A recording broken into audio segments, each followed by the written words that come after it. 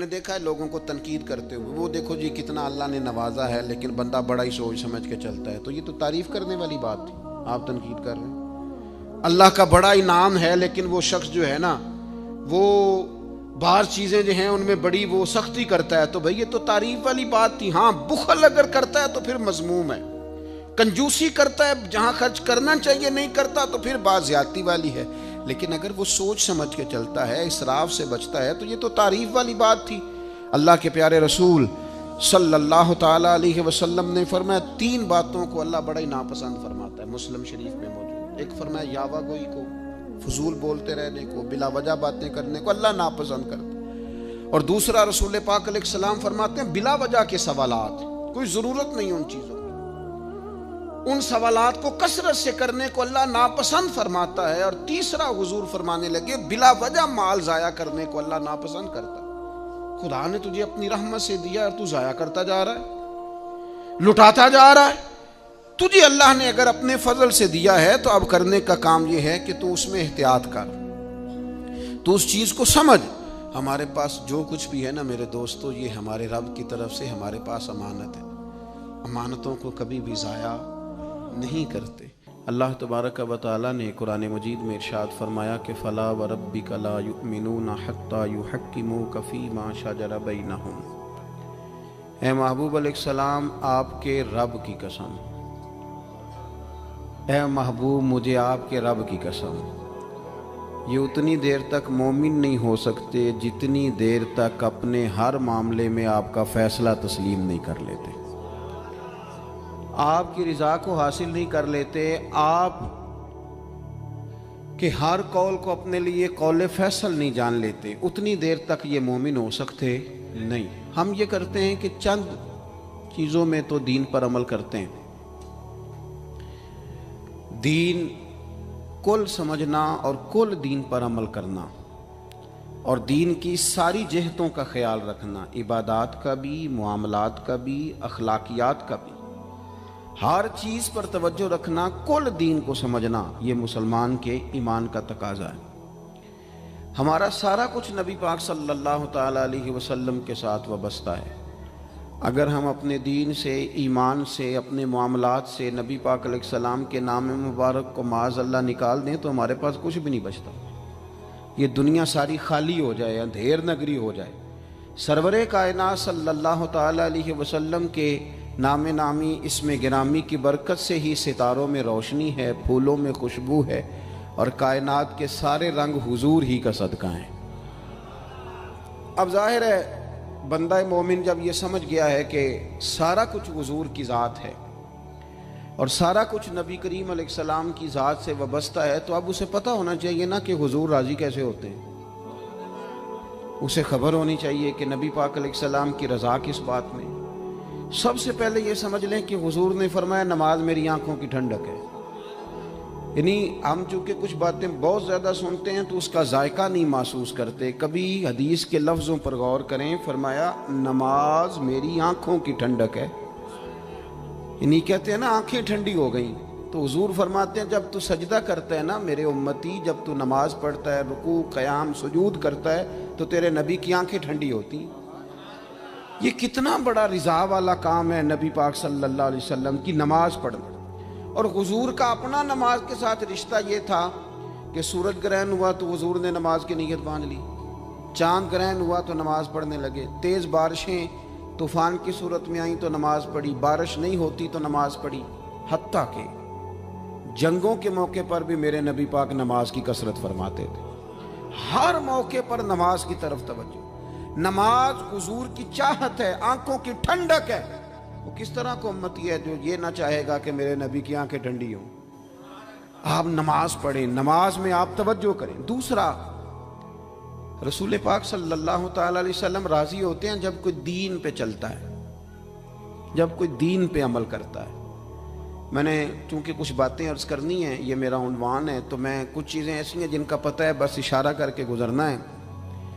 حضرت امیر حمزہ رضی اللہ تعالیٰ عنہ کو جب پتہ چلا کہ ابو جہل نے معاذ اللہ حضور کے سر اقدس پر ڈنڈا مارا ہے، تکلیف دی ہے، تو جناب امیر حمزہ نے بھی جا کے ابو جہل کے سر پہ ڈنڈا مارا، سر پھوڑ دیا۔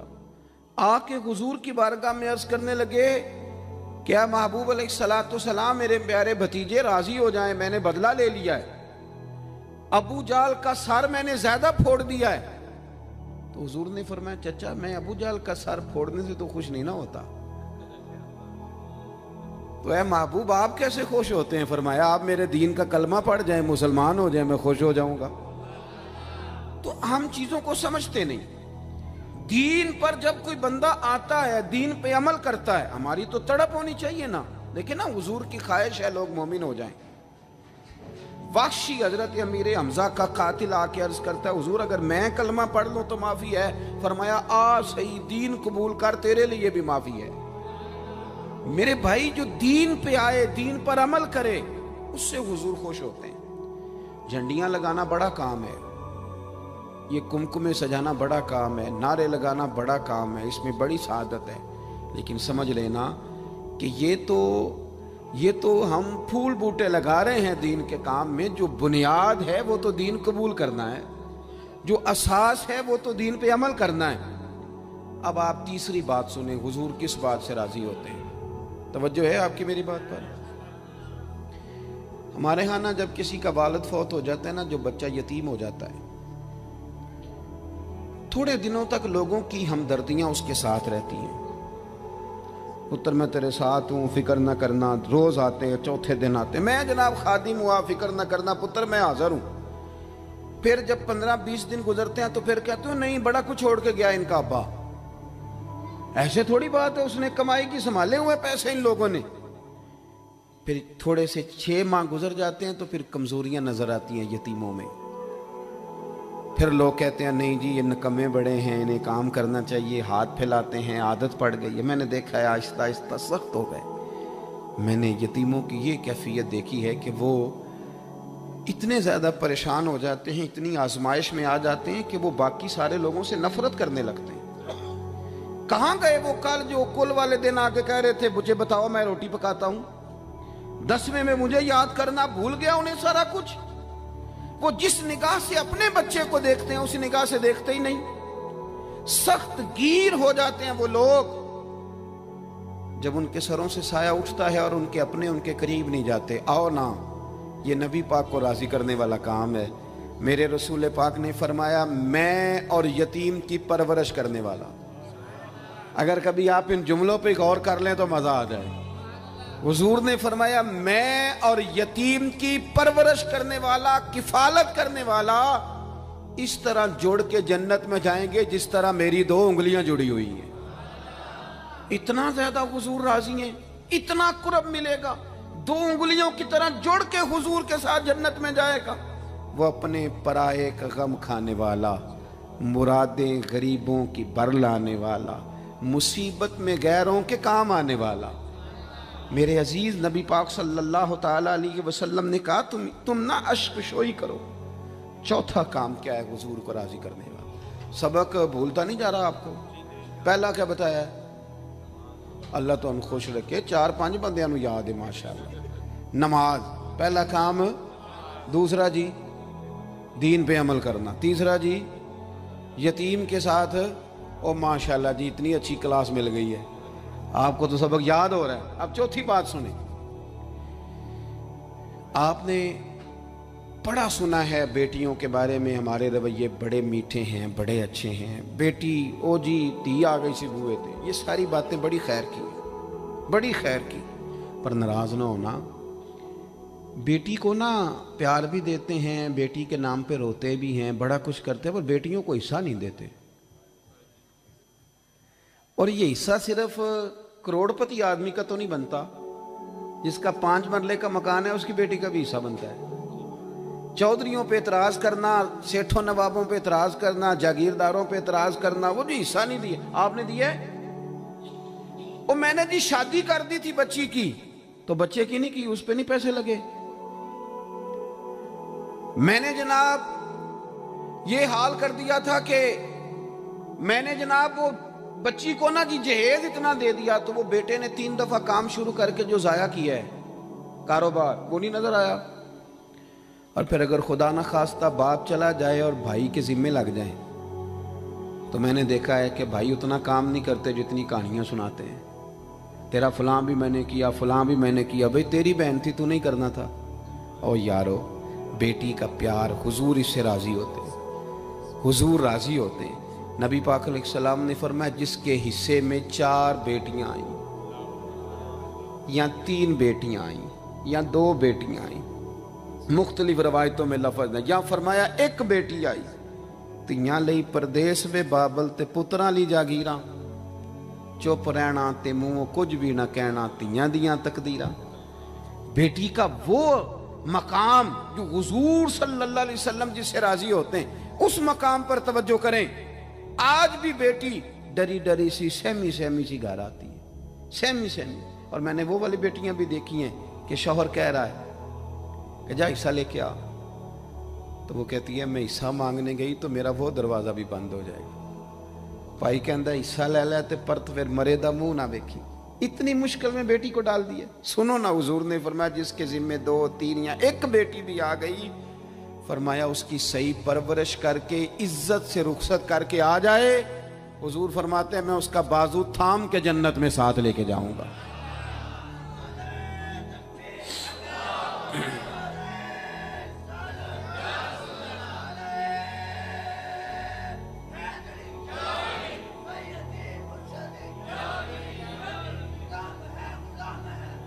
میرے عزیز، آپ یہ وہ کام ہے جو ہمیں حضور کے قریب لے جائیں گے، یہ وہ کام ہے جو ہمیں نبی پاک کے پاس لے جائیں گے، حضور کی بارگاہ تک لے جائیں گے. پھر جو حضور سے پیار کرے، جو نبی کریم سے محبت کرے. محبوب فرماتے ہیں جس نے مجھ سے محبت کی نا، لیکن محبت نہ نیری ناروں والی نہ کرے، وہ اس کا عشق رسول صرف محفل والے دن ہی نہ ہو، جب دکان پہ بیٹھے پھر بھی عاشق رسول ہی ہو، جب وہ لین دین کرے تو پھر بھی عاشق رسول ہی ہو، جب وہ لڑائی کا وقت آئے تو اسے پتہ چلے کہ میں معمولی نہیں، میں عاشق رسول ہوں، میں نے بولنا بھی تمیز کے ساتھ ہے. میں چونکہ مجھے لوگ کہتے ہیں حضور سے محبت کرنے والا، تو اس کے رویوں سے بھی پتہ چلے کہ حضور کا پیارا ہے. لوگ نا، میں اپنے سنگیوں سے، پیر بھائیوں سے اکثر کہتا ہوں کہ گھر جا کے کوئی بندہ اپنے پیر صاحب کی بڑی تعریف کرے نا، تو پھر اپنی بیوی کو گالی دے تو بیوی کہتی ہے دسیا تینوں پیر صاحب نے. تو جب آپ کے گھر والے یہ شکوہ کر رہے ہیں تو باہر والے نہیں کریں گے. آپ کا عملی انداز بھی تو ہو نا حضور سے محبت کا، عملی انداز، یعنی آپ کے لہجوں سے محبت ٹپکے، آپ کے انداز سے پیار ٹپکے. حضور نے فرمایا جو بندہ مجھ سے پیار کرے گا نا فَكَانَ مَعِيَ فِي الْجَنَّةِ، وہ جنت میں بھی میرے ساتھ ہی ہوگا. محبت مصطفیٰ ایمان کی جان ہے. آگے بڑھیے. چھٹی بات، جو حضور کو راضی کرنا چاہے وہ درود پاک زیادہ پڑھے. یہ جو درود شریف ہے نا، جو لوگ کہتے ہیں نا میری طبیعت کڑوی کڑوی سی رہتی ہے، پتہ نہیں تلخ رہتا ہوں، دل نہیں لگتا، وہ دوائی بھی تو کھاتی ہیں نا پابندی کے ساتھ، بلڈ پریشر بھی تو چیک کرتے ہیں نا پابندی کے ساتھ، مشورہ دیتے ہیں نا ڈاکٹر کہ بلڈ پریشر چیک کرنا، چوتھے دن شوگر چیک کرنا، یہ ساری مصیبتیں بھی تو کرتے ہیں نا. تو جو کہتے ہیں نا پریشان رہتا ہوں، وہ کچھ دن نا پابندی سے درود شریف بھی پڑھ کے دیکھے. ادھر دیکھو میں کیا کہنے لگا ہوں. درود پاک پڑھنے والے بندے کے نا چاروں جانب رحمت ہی رحمت آ جاتی ہے.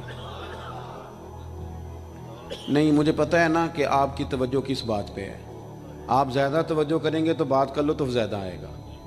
چاروں جانور. اچھا چلے میں چونکہ پیر صاحب ہوں، مولوی صاحب ہوں، کافی لوگ، میرا خیال ہے، میرا گمان ہے کہ کافی لوگ مجھے جانتے ہیں. گمان ہو جاتا ہے نا جب گاڑی کے پیچھے لوگ بھاگتے ہیں تو بندے کو بڑی غلط فہمیاں ہوتی ہیں. حالانکہ ڈرنا ہی زیادہ بہتر ہے، ڈرنا ہی زیادہ بہتر ہے. اللہ تبارک و تعالیٰ اپنی خفیہ تدبیر میں جب فیصلہ کرے تو رحمت والا فیصلہ کرے، اور اللہ ہماری پردہ پوشی کرے.